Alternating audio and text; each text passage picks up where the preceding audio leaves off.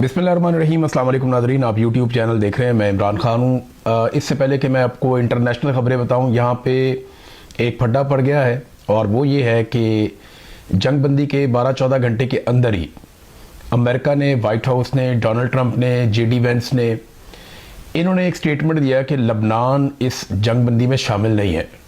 ये मामला क्या है, इसकी चंद चीज़ें मैंने अभी आपके सामने रखनी है। आलमी मीडिया इसको कैसे रिपोर्ट कर रहा है। देखिए, हमारे पाकिस्तान में एक प्रॉब्लम यह है कि हम हर चीज़ को देखते हैं उस ऐनक से जो एस्टेब्लिशमेंट ने हमें पहनाई हुई है, और एस्टेब्लिशमेंट ने एक मुहिब वतनी की ऐनक बनाई हुई है और वो हर पाकिस्तानी को फिट की हुई है। तो पाकिस्तान के अंदर उस ऐनक से बाहर देखना बहुत मुश्किल होता है, लिहाजा हम नज़रअंदाज कर देते हैं उन सारे फैक्टर्स को जो मौजूद होते हैं ग्राउंड पे। हम हकायक को जानना ही नहीं चाहते, देखना ही नहीं चाहते। तो दुनिया चीज़ों को किसी और तरह देखती है। यहाँ कुएं का मेंढक बन के आप दुनिया का मुकाबला नहीं कर सकते, लिहाजा हकायक को देखना चाहिए। लेकिन पहले मैं इमरान खान साहब की जो जेल में सिचुएशन है वो, और इमरान खान साहब ने एक बड़ी अनाउंसमेंट की है, क्योंकि आज 9 अप्रैल है और आज की रात इमरान खान साहब की हुकूमत गिराई गई थी। मैं, साबिर शाकिर साहब, मोईद पीरजादा, शहीद अरशद शरीफ और चंद दीगर सहाफ़ी हम मौजूद थे उस दिन वज़ीर आज़म हाउस में। हमने बहुत सारी चीज़ें देखी, हम उनके विटनेस हैं, हम उसके बारे में तज़किरा करते भी रहे हैं। लेकिन इस वक्त उस वज़ीर आज़म को जिसको निकाला गया ज़बरदस्ती रजीम चेंज ऑपरेशन के ज़रिए से, उसको जेल में डाला हुआ। पहले ज़रा मैं उनकी सिचुएशन आपको बता दूं, क्योंकि सलमान सफदर को मौका मिला एक मरतबा फिर इमरान खान को मिलने का। गुज़िश्ता चंद महीनों में एक ही आदमी को इमरान खान से 2 मरतबा मिलने का मौका मिला, और वो सलमान सफदर साहब हैं जो इमरान खान साहब के वकील हैं। उनके अलावा इमरान खान से किसी की मुलाकात होने नहीं दी जा रही। अब सलमान सफदर जो बैरिस्टर हैं वो क्या कहते हैं इमरान खान साहब से मिलने के बाद? उन्होंने कहा जी कि इस्लामाबाद हाई कोर्ट के अहकामात की रोशनी में अडियाला जेल के हुकाम ने 4 माह के तातुल के बाद आज सपहर 3 बजे जनाब इमरान खान साहब से मुलाकात की सहूलत फराहम की। अदालती अहकामात और बारहा दरखास्तों के बावजूद बुशरा बीबी को अहम हदायत के लिए वकील और मुवक्किल से मुलाकात के लिए जो है वो सेल से नहीं बुलाया गया, उनसे मुलाकात नहीं करवाई। मुलाकात 60 मिनट तक इमरान खान से जारी रही, जिसमें खान साहब को अलकादर ट्रस्ट केस समेत तमाम कानूनी मामलात पर जामे ब्रीफिंग दी गई। मजमूई तौर पर खान साहब अच्छी सेहत में हैं, बुलंद हौसले और पहले की तरह गैर मामूली तौर पर मजबूत नजर आ रहे थे। ताहम उनकी आंख की तकलीफ बदस्तूर बरकरार है, जिसकी वजह से बिनाई में शदीद दुश्वारी है और बहुत मामूली बेहतरी आई है। 2 हफ्ते में मजीद इलाज किया जाएगा। अच्छा, इसमें आप ये बात जहन में रखें कि इमरान खान के वकील ने कहा कि 2 हफ्ते के बाद इमरान खान साहब की आंख का मजीद इलाज होगा, यानी मे बी और इंजेक्शन लगाए जाएं और ट्रीटमेंट किया जाए। दूसरा, जो बेहतरी इमरान खान साहब की आंख के अंदर आई है वो बहुत मामूली है, और वो ये भी कह रहे हैं कि इमरान खान साहब को देखने में दुश्वारी है और आंख में जो तकलीफ है वो बदस्तूर बरकरार है। ये बड़ी तकलीफ दे सिचुएशन है। एक आदमी कैद तन्हाई में है, उसको सहूलतें नहीं है, फैमिली को मिलने नहीं देते, दुनिया से उसको काट कर रखा हुआ है और उसकी आंख में शदीद दर्द भी है। फिर उसका इलाज भी उसके ज़ाती मुआलिजीन से नहीं करवा रहे। फिर ये भी नहीं पता चलता कि उसको ये बीमारी लगी कैसे, ये इतने क्लॉट्स ब्लड में बने कैसे। बहुत सारे सवालात हैं जो इमरान खान साहब की फैमिली बार बार उठाती है। इन सवालों के जवाब हमारे पास नहीं है और सरकार इन सवालों के जवाब देना नहीं चाहती। इमरान खान तक किसी की एक्सेस नहीं है। उनकी फैमिली सवाल लेकर कभी अदालतों में जाती है, कभी सड़कों पे आती है, लेकिन इन सवालों के जवाब किसी के पास नहीं है। जिनके पास हैं वो डिठाई पे उतरे हुए हैं। इमरान खान साहब ने अलकादर केस के हवाले से नहायत वाज़े हदायत दी और जमानत की दरखास्तों पर दलाइल देने और मेरिट पर फैसले की इस्तदा करने पर जोर दिया। खान साहब और उनकी एहलिया को तकरीबन 24 घंटे तन्हाई में रखा जा रहा है, जो कि किसी अजियत से कम नहीं है। उन्हें किताबों, टीवी, खानदान या वकला तक रसाई मुयसर नहीं है। वैसे कोई आदमी इतनी सख्त जेल कैसे काट सकता है, ये बहुत मुश्किल है। और इमरान खान साहब ने कहा था, अपने लोगों से वादा किया था कि मैं जेल काटूंगा, मैं तकलीफ बर्दाश्त करूंगा, मैं सौदेबाजी नहीं करूंगा। ये इमरान खान ने कहा था, तो इमरान खान ने अपना वादा पूरा किया है। लेकिन इमरान खान ने पाकिस्तानियों से, अपने लोगों से वादा लिया भी था। बदकिस्मती से वो वादा अभी तक तो पूरा नहीं हुआ। लेकिन इसी उम्मीद पर इमरान साहब मौजूद हैं, इमरान खान साहब, कि शायद पाकिस्तानी भी अपना वादा पूरा करेंगे। इमरान खान ने पाकिस्तानियों से कहा था कि आपने मुझे इंसाफ दिलवाना है, लेकिन आज इमरान खान साहब को इंसाफ इस लेवल का मिल रहा है कि 1.5 साल हो जाता है, उनका मुकदमा ही नहीं लगता। अब इमरान खान साहब ने एक और अनाउंसमेंट उनकी पार्टी ने की और यह बताया कि यह इमरान खान साहब के हुक्म पर की गई है। कुछ चीजें तो ये रिपोर्ट हो गई है ना, कुछ चीजें इमरान खान साहब ने पैगामात भिजवाए हैं जो उनकी पार्टी के लोगों को मिलेंगे, यानी सुहेल अफरीदी को मिलेंगे, फैमिली को मिलेंगे, और मिल भी गए होंगे अब तक। और इसके अलावा उनकी पार्टी को भी पैगामात मिले। इमरान खान ने आलमी सतह पर पाकिस्तान की सफारती कोशिशों से इमरान खान साहब आगाह थे, पार्टी को जलसा मनसूख करने का पैगाम भेजा है, यह जराए ने बताया, जियो न्यूज ने इसको चलाया। और फिर पाकिस्तान तहरीक इंसाफ ने गुडविल के तौर पे एक अच्छे जेस्चर का मुजाहरा करते हुए हुकूमत की दरख्वास्त पर जो जलसा किया जा रहा था कि 4 साल हो गए रिजीम चेंज ऑपरेशन को, ज्यादती करके इमरान खान साहब को जर्नैलों ने उस वक्त सियासतदानों के साथ मिलकर एक साइफर की आमद के बाद इमरान खान साहब को निकाल बाहर किया था उनकी हुकूमत में से। तो उस वक्त से लेकर अब तक पाकिस्तान में इंसानी हकूक का एक बहरान है। पाकिस्तान के मीडिया को कैद कर दिया गया, अदलिया को कैद कर दिया गया, पाकिस्तान के तमाम इदारों पर कब्जा कर लिया गया और पाकिस्तान की मिलिट्री एस्टेब्लिशमेंट ने हर चीज को तहबाला कर दिया। पाकिस्तान की मईशत बर्बाद हो गई, पाकिस्तान का अमन और सुकून बर्बाद हो गया, बेशुमार चीजें पाकिस्तान की खराब हुई हैं। और अब एक ऐसे पाकिस्तान में फील्ड मार्शल आसिम मुनीर साहब हैं जिनके पास 5 साल की मजीद एक्सटेंशन है और ताहयात इस्तिस्ना है। ये चीजें तारीख में किसी और को ऐसे नहीं मिलती रही जो इन्होंने ले ली है और जमहूरियत के नाम के ऊपर ली है। ये उससे ज्यादा मजेदार बात है। तो इमरान खान साहब ने कहा जी ठीक है, जलसा मनसूख कर दो, पीटीआई ने कर दिया, गुडविल जेस्चर है। लेकिन मैं आपको याद दिलाऊं कि पीटीआई के ऊपर इल्जाम लगता है कि ये मुल्क की वफादार नहीं है। ये कहा जाता है ये मुल्क से वफादारी नहीं करते, ये मुल्क के वफादार नहीं है, इनके ऊपर गद्दारियों के, बगावतों के फतवे लगाए जाते हैं। हत्ता कि जो लोग इमरान खान साहब के मौक़िफ़ पर बात करते हैं उनके ऊपर भी गद्दारियों के फतवे लगाए जाते हैं। जैसा कि मैं हूं, साबिर शागिर साहब हैं, मुईद पीरजादा साहब हैं, अरशद शरीफ के ऊपर यही फतवे लगाए गए और बहुत सारे जर्नलिस्ट हैं, सिद्दीक जान है, पाकिस्तान के अंदर हमारे बहुत सारे दोस्त साथी हैं जिन पे गद्दारियों के फतवे धड़ाधड़ लग जाते हैं फौरी तौर पर। लगते क्यों है? वजह यही है ना कि इमरान खान का मौक़िफ़ सुनवाते हैं तो पाकिस्तान की एस्टेब्लिशमेंट नहीं चाहती कि इमरान खान का मौक़िफ़ सुनवाया जाए। लेकिन मैं आपको याद दिलाता हूं कि जब फैटफ के ऊपर कानून साजी हो रही थी तो उस वक्त पीपल्स पार्टी और पीएमएलएन ने ब्लैकमेल किया था कि हमारी लीडरशिप के मुकदमे खत्म करो वरना हम फैटफ पे कानून साजी नहीं होने देंगे। वो भी तो पाकिस्तान का मामला था, वहां पर भी गुडविल जेस्चर आना चाहिए था, नहीं आया ना, नहीं आया। आपको याद है बिलावल का स्टेटमेंट जब ओआईसी की कॉन्फ्रेंस पाकिस्तान में हो रही थी तो बिलावल ने कहा था कि मैं देखता हूं कि कैसे ओआईसी की कॉन्फ्रेंस पाकिस्तान में होती है।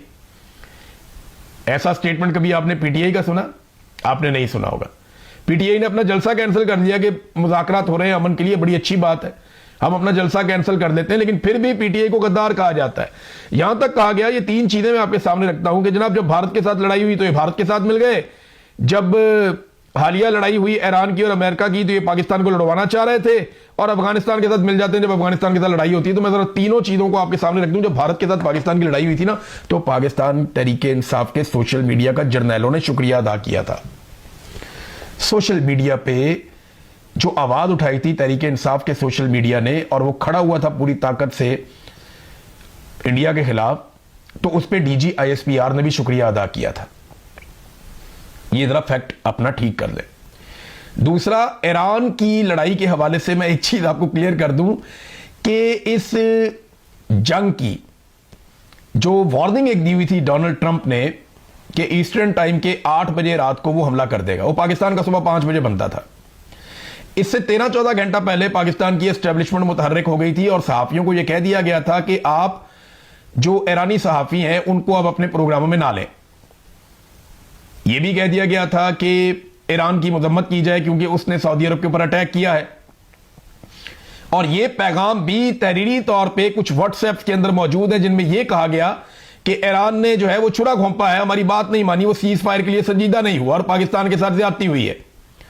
अब इस किस्म के पैगामात मिलिट्री एस्टेब्लिशमेंट के सोर्सेज ने और बराह रास्त इन्होंने मीडिया को दिए और बहुत सारे सोशल मीडिया को भी दिए। अब हम आपस में सहाफी राब्ते में ही होते हैं, जितने मर्जी बीच में जर्नैल पड़ जाएं, हमारे आपस में इख्तलाफात भी होते हैं ना, झगड़े भी होते हैं, लेकिन हम अब थोड़ा बहुत हमारा राब्ता आपस में होता ही है, तो हमें पता चलता रहता है कि किसके ऊपर कितना दबाव आ रहा है और कौन क्या कह रहा है और क्या करवा रहा है। इन्हीं न्यूज रूम में हम सारी जिंदगी काम करते रहे हैं।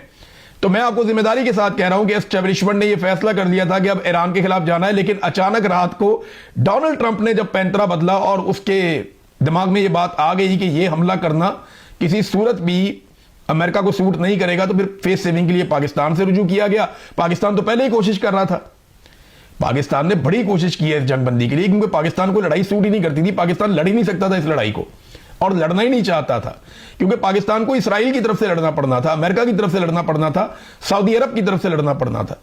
तो वो पाकिस्तान को सूट नहीं करता था, पाकिस्तान की एस्टेब्लिशमेंट को सूट नहीं करता था।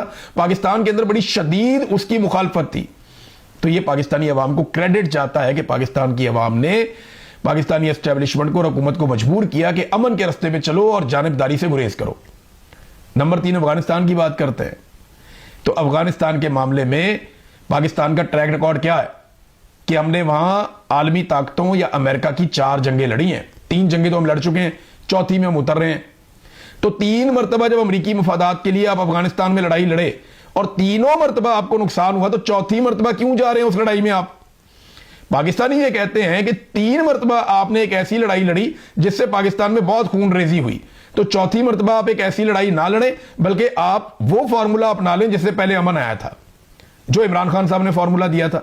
तो यहां तो इख्तलाफ है सिर्फ तरीकेकार के ऊपर, कोई पाकिस्तान के खिलाफ या पाकिस्तान का दुश्मन नहीं है।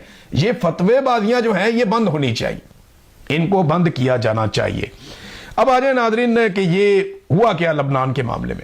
इसमें ना आप एक चीज तो आप गौर, जो लिखा लिखा ट्वीट था ना, ये वो वाला नहीं है जहां पे शहबाज शरीफ ने लबनान के बारे में बात की थी, ये वो ट्वीट नहीं है। ये जो लिखा लिखाया ट्वीट है ये वो नहीं है। वो जो ड्राफ्ट वाला ट्वीट आया था ना कि प्राइम मिनिस्टर का ड्राफ्ट है, उसने कॉपी पेस्ट कर दिया था, ये जिसमें लबनान का जिक्र है ये वो ट्वीट नहीं है। वो जो ड्राफ्ट वाला ट्वीट है वो अलग था, उसमें तो सिर्फ ये अपील की थी शहबाज शरीफ ने कि जनाब मैं अपील करता हूं कि जंगबंदी जो है वो उसके लिए कोशिश करने दें और अपनी डेडलाइन को 2 हफ्ते आगे लेकर जाएं। तो ये शहबाज शरीफ की दरखास्त थी, उसमें लबनान का लफ्ज नहीं था। उसके बारे में कहा जाता है कि वो कॉपी पेस्ट था।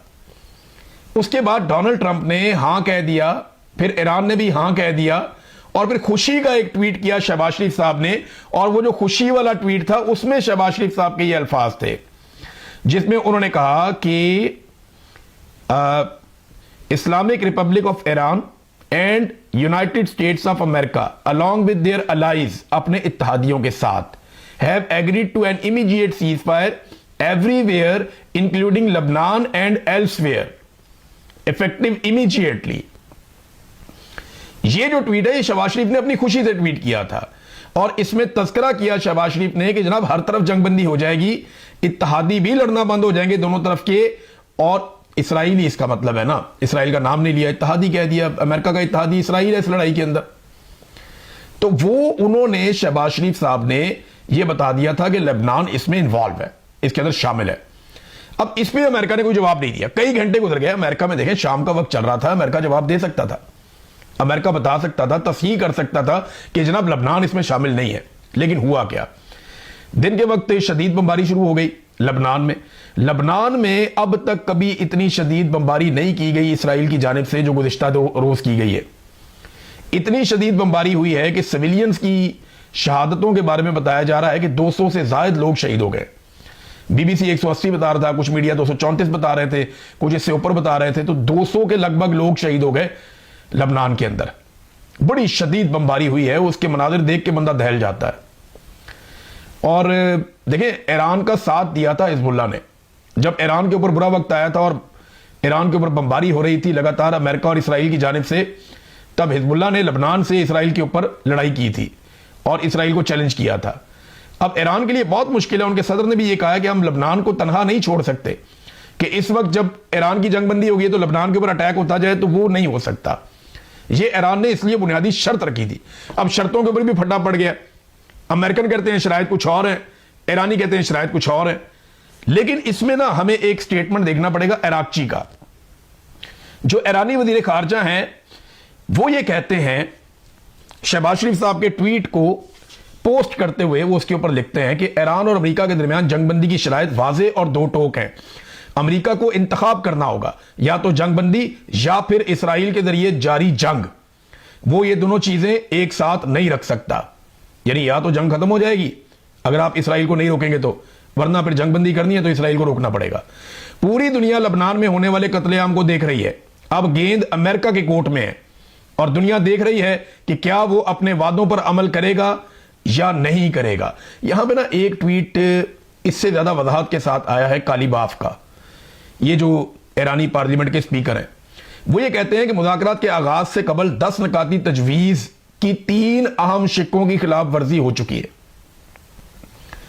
वो ये कहते हैं कि 3 ऐसी शिक्के हैं जिनकी खिलाफ वर्जी हो गई है। जो 10 शिक्के हमने दी थी उनमें से 3 की खिलाफ वर्जी हो गई। एक तो ट्रंप की टीम ये कहती है कि जनाब ये वो शिक्के ही नहीं है, यानी वो कहते हैं कि पहले कुछ और थी, अब कुछ और हैं, हमने कुछ और दी हैं, ईरान कुछ और दे रहा है। चले वो तो जब बैठेंगे कोई ना कोई हल निकलेगा। जब आप टेबल पे बैठ जाते हैं ना और बीच में दूसरे ममालिक भी बैठ जाते हैं तो कोई ना कोई हल निकल आता है। हल इसका अच्छा ही निकल आएगा जब भी ये लोग बैठेंगे। इतने बेवकूफ़ लोग ये नहीं है, मुल्क चलाते हैं, इनको पता है कैसे करना है। लेकिन ये जो मामला है ना, यहाँ पे सबकी सिंह फंस गए। वो कहते 3 चीज़ें ऐसी हैं जो मुज़ाकरात होने से पहले ही खिलाफ वर्जी हो गई है। अब इसके ऊपर ईरान कह रहा है तो फिर मुज़ाकरात का क्या फ़ायदा। यानी अमेरिका का हमारे साथ एक तारीखी अदम एतमाद है। हर किस्म के वादों की बार बार खिलाफ वर्जियों की वजह से यह पैदा हुआ है। यह एक ऐसा तर्ज अमल है जो अफसोस के साथ साथ बार बार दोहराया जाता है। जैसा कि अमेरिका के सदर ने अपनी पोस्ट में वादे तौर पर कहा कि इस्लामी जमहूरिया ईरान की 10 नकाती तजवीज़ मुज़ाकरात के लिए एक काबिल अमल बुनियाद है। उन मुज़ाकरात की बुनियाद फ्रेमवर्क है। ताहम इस तजवीज़ की 3 शिक्कों की अब तक खिलाफ वर्जी की जा चुकी है। शिक्के कौन कौन सी हैं ये उन्होंने बताया, ये कालीबाफ ने। उन्होंने कहा जनाब कि एक तो जंगबंदी का फौरी तौर पे शहबाज शरीफ साहब ने भी कहा था और उसमें लबनान का जिक्र किया गया था, लेकिन लबनान के ऊपर अटैक किया गया। ईरानी फ़िज़ाई हदूद में घुसने वाले ड्रोन का दाखिला जिसे सूबा फारस के शहर लार में तबाह कर दिया गया, ये भी एक खिलाफ वर्जी है। ईरानी फ़िज़ाई हदूद की मजीद किसी भी खिलाफ वर्जी को रोकने वाली शिक जो है उसकी खुली खिलाफ वर्जी ये की गई है। ईरान की यूरेनियम अफजूदगी के हक से इनकार, जो कि इस फ्रेमवर्क की 6ठी शिक में, वो कह रहे जी 6ठी शिक हमारी ये थी, जो 6ठी शर्त थी ईरान की वो ये थी कि जो ईरान यूरेनियम अफरूदा करता है उसका तरीक़ाकार तय कर लिया जाएगा, ईरान इससे दस्तबरदार नहीं होगा। लेकिन अमेरिका क्या कह रहा है कि ईरान उससे दस्तबरदार हो जाएगा, और यही बात इसराइल भी कर रहा है। तो वो कह रहे हैं दूसरी शिक ये खराब हो गई। एक तो ईरान की फ़िज़ाई हदूद की खिलाफ वर्जी, और दूसरा जो है वो यूरेनियम वाले मामले की खिलाफ वर्जी, और तीसरा वो ये कह रहे हैं कि जी लबनान के ऊपर अटैक कर दिया गया। अब इसमें ये कहते हैं कि फिर एक दूसरे से एतबार कैसे किया जा सकता है। मुज़ाकरात शुरू होने से पहले ही इसकी खुलेआम और वाज़े तौर पर खिलाफ वर्जी की गई है। ऐसी सूरत हाल में 2 तरफा जंगबंदी या मुज़ाकरात गैर माकूल है। ये बहुत इंपॉर्टेंट है, ये कोई माकूल बात ही नहीं है कि हम अब जंगबंदी कर लें। ये मुज़ाकरात तो गैर माकूल है। कैसे मुज़ाकरात करेंगे? जिन शराइत के ऊपर मुज़ाकरात हो रहे हैं उन शराइत की 3 शिक्कों की 10 में से खिलाफ वर्जी हो गई है, ये कहा। अब ये यू टर्न अमेरिका ने क्यों लिया? देखिए, पाकिस्तान जब बोर्ड ऑफ पीस में गया था ना, तो पाकिस्तान ने कहा था कि जवाब जो दिया था वो ये कि अगर इसराइल को रोकना है तो इसको अमेरिका ही रोक सकता है, लिहाजा हम अमेरिका के साथ बोर्ड ऑफ पीस में जाकर बैठ गए। लेकिन अब जब अमेरिका ने इसराइल के साथ मिलकर ईरान पे अटैक किया तो अमरीकियों ने बार बार ये कहा कि अमरीकी खारजा पॉलिसी को इसराइल कंट्रोल कर रहा है। यानी हमें यह लगता था कि इसराइल को अमेरिका कंट्रोल कर सकता है, लेकिन अमेरिकन को यह लगता है कि अमेरिका को इसराइल कंट्रोल कर रहा है।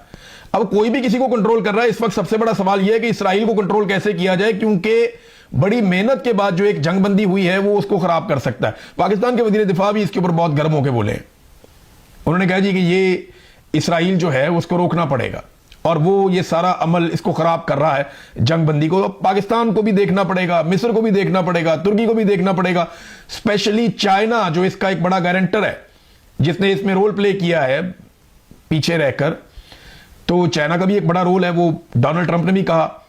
तो इन सबको ये देखना पड़ेगा कि इसराइल को कैसे रोकना है। जेडी वेंस पाकिस्तान आ सकते हैं। डोनाल्ड ट्रंप ने एक जगह पे कहा कि नहीं, सिक्योरिटी वजूहात की बिना पे शायद ना जाए, लेकिन जेडी वेंस के बारे में कहा जा रहा है वो पाकिस्तान आ सकते हैं। स्टीव विटकोफ पाकिस्तान आ सकते हैं। डोनाल्ड ट्रंप का दामाद कुशनर जो है वो पाकिस्तान आ सकता है। जेरेड कुशनर वो पाकिस्तान आ सकता है। इन 3 लोगों का नाम लिया जा रहा है, और उसके अलावा ईरान की जानिब से कालीबाफ का नाम लिया जा रहा है। 2-3 और लोगों का नाम लिया जा रहा है कि वो आएंगे और आकर ये मुज़ाकरात करेंगे।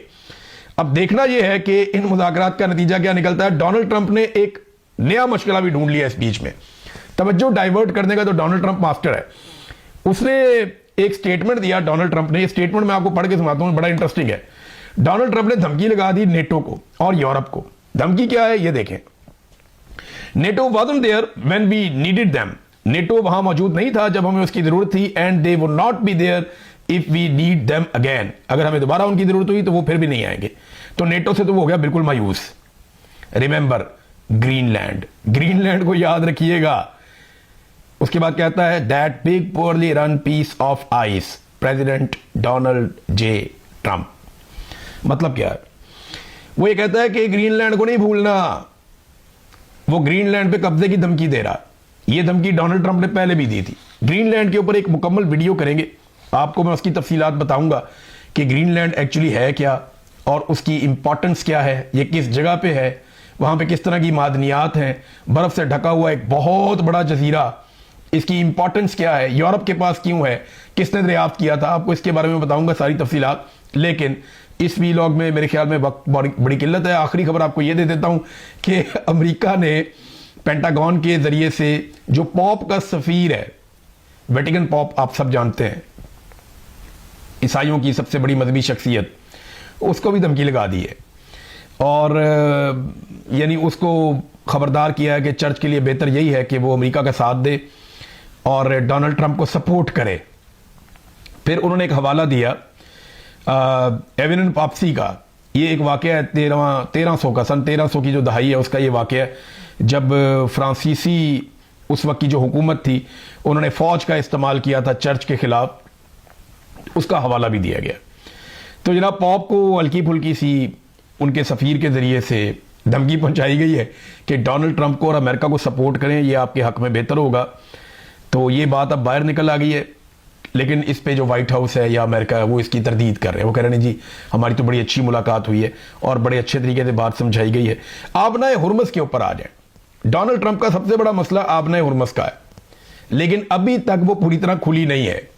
ईरान ने यह कहा कि नई सेटलमेंट के तहत वो एक दिन में 12 जहाज गुजारने देगा और ये रिपोर्ट हो रही हैं चीजें, लेकिन पहले दिन जो है वो 4 जहाज गुजरे हैं सिर्फ, और ये बहुत कम तादाद है। इसको मुकम्मल तौर पे खोलने का दावा डोनाल्ड ट्रंप ने अपने ट्वीट में किया था, लेकिन अभी भी जंगबंदी के बावजूद आबनाए हुर्मुज पूरी तरह से नहीं खुली। तो इस पे अमेरिका शिकायत कर सकता है कि ईरान की जानिब से भी एक शिप की खिलाफ वर्जी की गई है और आबनाए हुर्मुज पूरी तरह नहीं खुली। लेकिन वो पूरी तरह खुलेगी, उसको टाइम लगेगा, वहां पे तो बड़ा मैस है। ये ऐसा तो नहीं है कि वो बटन दबाएंगे और ये चीजें ठीक हो जाएंगी। मैंने आपको पहले भी कहा था कि जब भी कभी जंगबंदी होती है तो छोटी मोटी चीजें होती रहती हैं और चंद दिन या टाइम थोड़ा लग जाता है चीजें सेटल होने में। तो उम्मीद की जानी चाहिए कि चीजें ठीक हो जाएंगी। यहां पे अगर इस सारी लड़ाई में कोई एक रुकावट है तो वो इसराइल है। और देखिए इसराइल को दोबारा इतना बड़ा मौका नहीं मिलेगा ईरान के ऊपर अटैक करने का। अगर आज ईरान बच जाता है तो इसराइल दोबारा अमेरिका को इस लड़ाई में लाने के लिए पता नहीं कितना वक्त लेगा और तब तक ईरान पता नहीं कितना ताकतवर हो जाएगा। तो इसराइल को दोबारा यह मौका मिलेगा नहीं और कोई अमेरिकी सदर दोबारा इस जगह पे पांव रखने की गलती नहीं करेगा। यानी वो कोशिश करेगा कि बचे जितना हो सकता है इससे, क्योंकि डोनाल्ड ट्रंप की जो दुर्गत बन गई है अमेरिका में वो सबके सामने है। लिहाजा इसराइल कोशिश कर सकता है कि मुज़ाकरात या जंगबंदी या अमन के इस अमल को सबोटाज किया जाए। अब तक के लिए इतना ही। अपना ख्याल रखिएगा, अपने चैनल का भी। अल्लाह हाफ़िज़।